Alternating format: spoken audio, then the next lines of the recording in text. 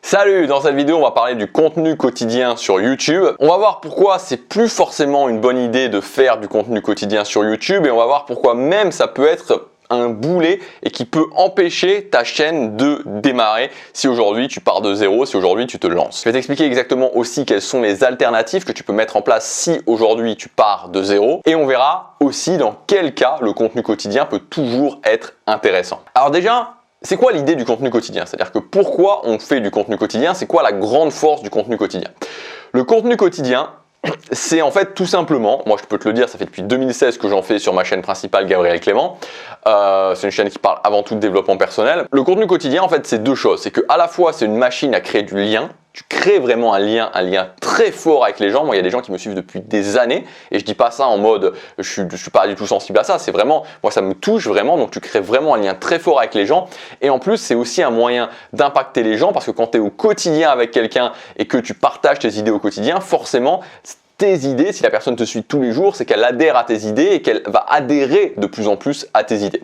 Donc, en fait, le contenu quotidien, quand tu es dans cette optique, moi ce que je t'explique sur cette chaîne, la méthode super fan, c'est-à-dire le fait de vivre de ton contenu avec une toute petite audience, avec vraiment une micro-audience, c'est l'arme principale que tu dois utiliser.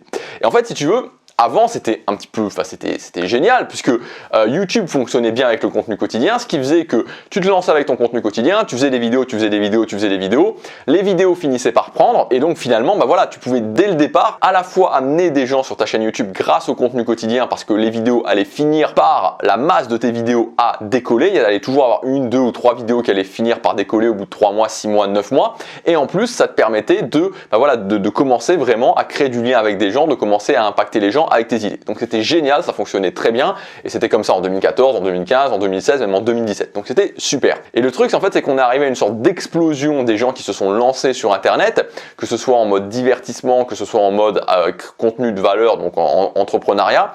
Et ça fait que la courbe finalement de personnes qui se sont lancées sur YouTube a rattrapé et a dépassé la courbe de l'attention. Avant, il y avait plus d'attention que de créateurs. Aujourd'hui, il y a beaucoup plus de créateurs que d'attention. Et donc, ce qui fait que c'est pas que YouTube veut moins mettre en avant les nouveaux créateurs, c'est que tout simplement, il y a moins d'attention. Et donc, vu qu'il y a moins d'attention, YouTube est beaucoup plus réticent à mettre en avant des gens qui n'ont pas d'autorité. Pour YouTube en tout cas, c'est-à-dire des gens où la chaîne démarre. Et c'est ça qui est très difficile en fait, c'est que quand tu démarres, ta chaîne elle n'a pas d'autorité pour YouTube, voilà, c'est pas intéressant de te mettre en avant et c'est cette phase-là qui est difficile à passer. Et donc c'est pour ça qu'aujourd'hui, le contenu quotidien sur YouTube, quand tu te lances en mode 2015-2016 en te disant j'y vais, je vais bourriner, ça fonctionne plus. Ça fonctionne plus, pas parce que dans l'idée, il y a vraiment un truc qui s'est cassé par rapport à ça, mais c'est parce qu'il y a trop de volume de créateurs sur YouTube par rapport à l'attention et donc ça ne fonctionne plus de simplement faire de la masse en pensant que par la masse tu vas pouvoir capter de l'attention parce qu'il y a trop de monde. Et tu peux le constater, tu vois, tu as toujours des gens qui utilisent cette technique. Et il y en a peut-être certains qui réussissent, mais c'est du hasard. C'est-à-dire que c'est plus la technique numéro 1 pour réussir, c'est devenu aléatoire. Donc aujourd'hui, clairement, si tu te lances et que tu pars de zéro, ça sert à rien de te dire je vais bourriner jusqu'à temps que ça passe. Voilà, c'est bien d'être régulier, j'en parle souvent sur ma chaîne principale, il faut être régulier, mais il faut aussi être conscient que je dois être régulier sur des actions qui donnent des résultats. Ça ne sert à rien d'être régulier sur des actions qui ne donnent pas de résultats. Donc ce qu'il faut faire, en fait, la clé, c'est d'amorcer ton audience. Amorcer ton audience, ça va permettre de faire gagner de l'autorité à ta chaîne et donc que YouTube commence justement à te recommander. Mais tant que tu n'auras pas amorcé ton audience, tant que tu n'auras pas donné des preuves à YouTube, il ne va pas te recommander. Donc juste avant de te dire concrètement comment tu peux faire pour amorcer cette audience, ce que je voudrais dire c'est qu'aujourd'hui c'est vraiment important d'avoir un certain mindset, un certain état d'esprit quand tu te lances de zéro et que tu veux te lancer sur YouTube et que tu veux faire décoller ta chaîne YouTube, c'est de comprendre que lancer ta chaîne aujourd'hui sur YouTube depuis zéro sans effet de levier, c'est très difficile. C'est quoi un effet de levier? C'est très simplement, moi j'ai un effet de levier sur ma chaîne Gabriel Clément. Tu vois, actuellement je le fais pas forcément parce que c'est pas la stratégie que j'ai actuellement, mais je pourrais très bien, tous les mois parler sur ma chaîne Gabriel Clément de cette chaîne Superfan et aussi une fois par mois parler de ma chaîne Superfan sur ma liste mail. Et donc ça fera une alternance de tous les 15 jours et j'aurai des gens comme ça régulièrement qui arriveraient sur ma chaîne Superfan et ça me permettrait d'avoir justement cet effet de levier. Actuellement je le fais pas, probablement que d'ici l'année prochaine, ensuite quand ce sera bien rodé, rodé, quand j'aurai vraiment bien, voilà, que j'aurai mis bien les choses en place, je le ferai.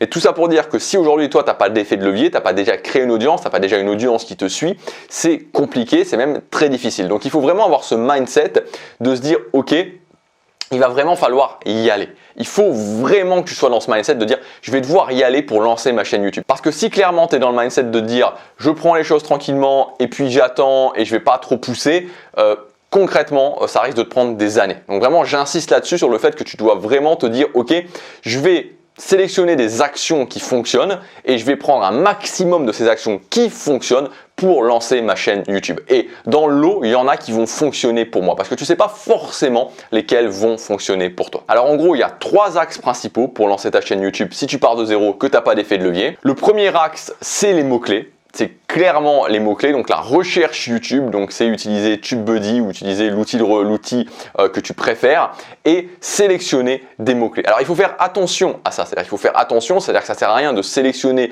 des mots-clés qui sont trop éloignés de ta philosophie ou de faire des vidéos qui soient trop plates, c'est-à-dire qu'il faut sélectionner des mots-clés et en même temps insérer ta philosophie, insérer ta différence. Si moi je commence à me mettre à faire des vidéos sur cette chaîne Superfan, je pourrais, tu vois les vidéos qui fonctionnent en termes de business actuellement, c'est comment gagner 1000 € en marchant. Voilà, je pourrais faire ce genre de vidéo, ça fonctionnerait, ça m'apporterait des vues. Mais quel est le type de personne que ça va me rapporter? Donc il faut vraiment faire cette sélection en termes de mots-clés, d'utiliser des mots-clés qui sont des gens que tu vises, tu vois, et qui ne soient pas trop éloignés de ta philosophie. Mais ça, c'est le premier point, le premier axe, les mots-clés. L'axe numéro 2, c'est vraiment d'aller chercher l'audience par un, d'aller chercher les gens un par un. Donc là, tu as plusieurs axes pour faire ça. Tu as l'axe Twitter, tu as l'axe Facebook, tu as l'axe de faire des interviews, tu as l'axe de faire des commentaires sur YouTube. Tu as beaucoup de choses à faire qui sont un petit peu ingrates.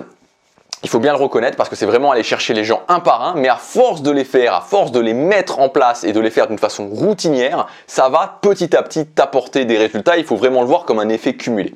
Et le troisième axe, c'est ce que j'appelle l'axe des accélérateurs. Donc ça, c'est un truc, je t'en reparlerai bientôt parce que je suis en train de travailler là-dessus. L'axe des accélérateurs, en fait, c'est quoi? C'est d'essayer de trouver un point entre ce que tu as dans ta vie et ce qui vraiment peut t'amener du monde sur ta chaîne, c'est-à-dire ce qui peut attirer entre guillemets le grand public, mais pas de le faire n'importe comment, c'est-à-dire vraiment mixer entre, enfin c'est même trois choses que tu dois mixer, quelque chose que tu as dans ta vie qui peut attirer le grand public et le mixer avec toi, avec ta philosophie, avec ta thématique. Donc voilà, donc ça je t'en reparlerai, voilà, c'est quelque chose dont je te reparlerai très bientôt, mais c'est quelque chose qui a là, pour moi, cette notion des accélérateurs, c'est le truc que tu peux mettre en place et qui peut faire décoller rapidement ta chaîne YouTube. Donc voilà pour cette vidéo. Alors évidemment le contenu quotidien ça peut toujours être intéressant, je vais conclure là-dessus.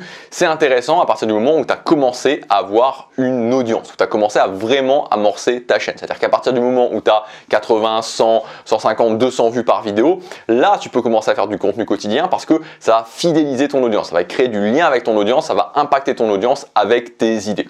Donc tu peux par exemple te dire de temps en temps quand tu commences justement, en fait l'idée c'est vraiment, et même sur le long terme, de faire ça, des sessions où tu fais venir des nouvelles personnes, des sessions où tu fidélises, des sessions où tu fais venir des nouvelles personnes, des sessions où tu fidélises. Si tu veux aller plus loin, j'ai préparé un PDF sous forme de mind map qui regroupe les points principaux pour faire décoller ton audience YouTube. Voilà, c'est assez complet. Si tu veux y accéder, c'est gratuit, c'est le premier lien dans la description. Je te dis à très bientôt pour la prochaine vidéo. Salut!